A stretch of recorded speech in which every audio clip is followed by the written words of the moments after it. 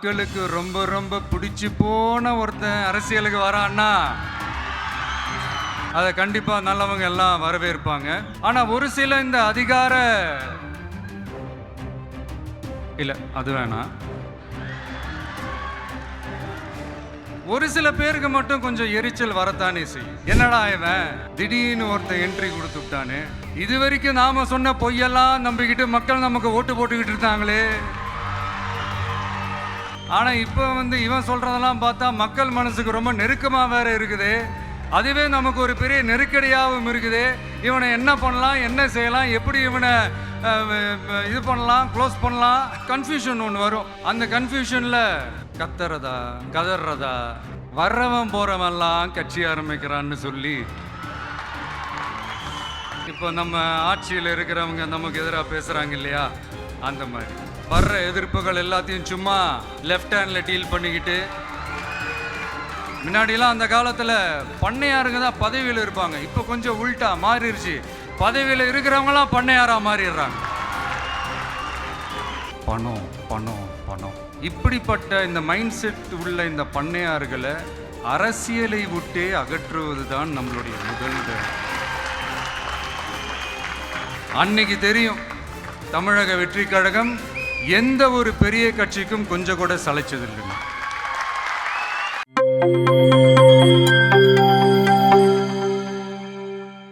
தமிழக வெற்றி கழகத்தினுடைய தலைவர் தமிழ்த்தாயின் தலைச்சன் பிள்ளை இதோ வருகிறார்.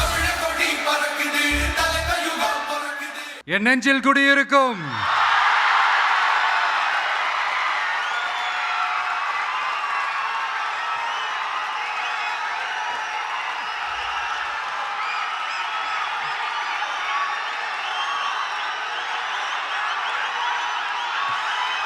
என்னுடைய தோழர்கள் தோழிகள்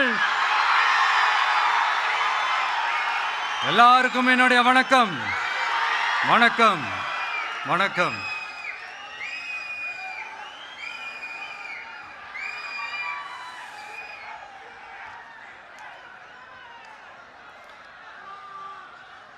இந்த அரசியல்னால வேற லெவல் தான்ல.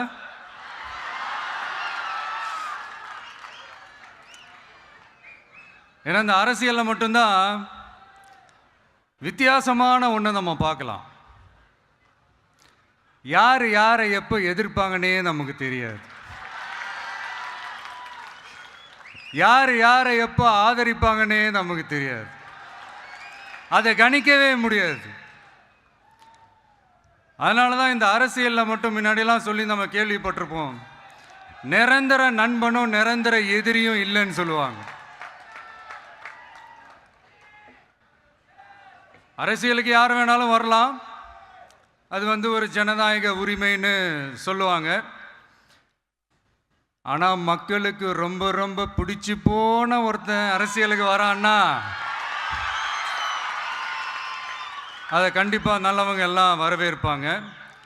ஆனால் ஒரு சில இந்த அதிகார இல்லை அது வேணாம், ஒரு சில பேருக்கு மட்டும் கொஞ்சம் எரிச்சல் வரத்தானே செய்யும்.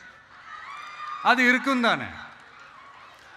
என்னடா இவன் திடீர்னு ஒருத்தன் என்ட்ரி கொடுத்துட்டானே,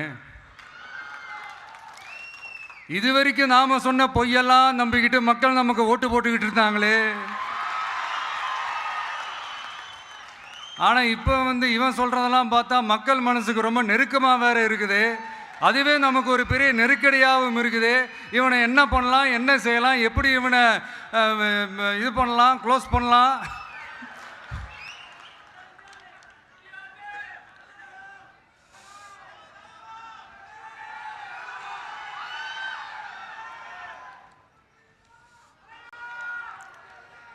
எப்படி இவனை க்ளோஸ் பண்ணலாம், ஒரு கன்ஃபியூஷன் ஒன்று வரும்.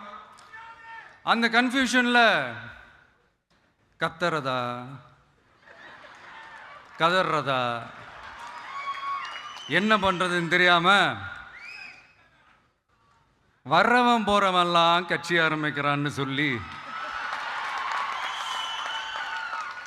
இப்படி ஏதாவது பேச ஆரம்பிப்பாங்க.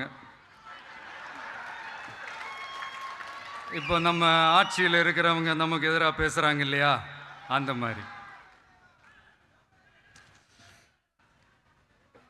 இப்படிப்பட்ட ஒரு அரசியல் காலத்தில் கொஞ்சம் கூட ஒரு பயம் இல்லாமல், ஒரு பதட்டம் இல்லாமல், வர்ற எதிர்ப்புகள் எல்லாத்தையும் சும்மா லெஃப்ட் ஹேண்டில் டீல் பண்ணிக்கிட்டு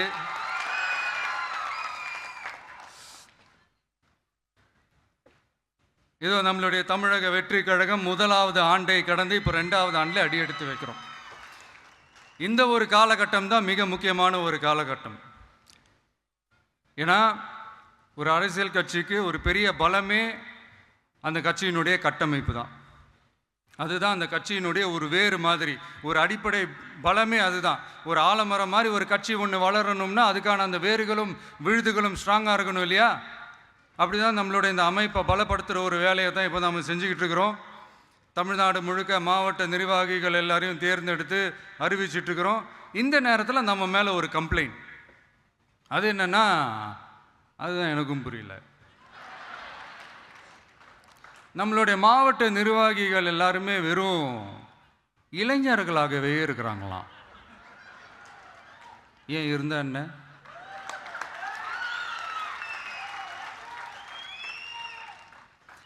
அறிஞர் அண்ணா அவர்கள் கட்சி ஆரம்பிச்சப்போ அவர் பின்னாடி நின்னதும், புரட்சி தலைவர் எம்ஜிஆர் அவர்கள் கட்சி ஆரம்பிச்சப்போ அவர் பின்னாடி நின்னதும் வெறும் இளைஞர்கள் தான். அந்த இளைஞர்களால் தான் 1967லையும் 1977லையும் அந்த 2 தேர்தலையுமே ஒரு மிகப்பெரிய ஒரு வெற்றி கிடைச்சது. வரலாறு, அதுதான் வரலாறு. இப்போ அதே மாதிரி நம்ம மேலே இன்னொரு கம்ப்ளைண்ட், அது என்னன்னா, நம்மளுடைய கட்சி நிர்வாகிகள் எல்லாருமே சாதாரண குடும்பத்திலிருந்து வந்தவங்களாம். அதே தான் இங்கேயும் கேட்குறேன், ஏன் வரக்கூடாதா?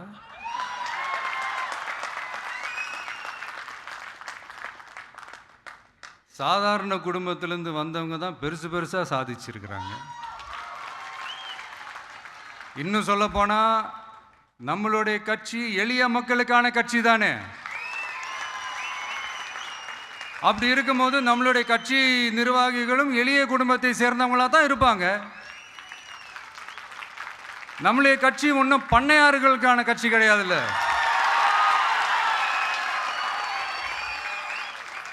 முன்னாடிலாம் அந்த காலத்தில் பண்ணையாருங்க தான் பதவியில் இருப்பாங்க. இப்போ கொஞ்சம் உள்டா மாறிடுச்சு, பதவியில் இருக்கிறவங்களாம் பண்ணையாரா மாறிடுறாங்க.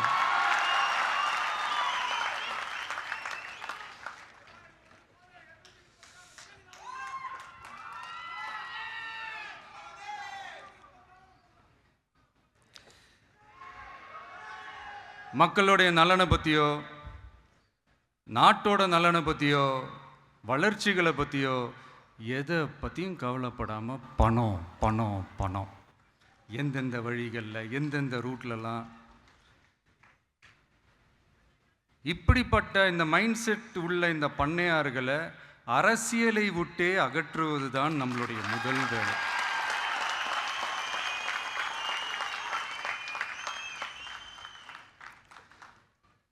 அதை ஜனநாயக முறைப்படி நம்ம செய்கிறதுக்கு தான் 2026 தேர்தலை நம்ம சந்திக்க போகிறோம்.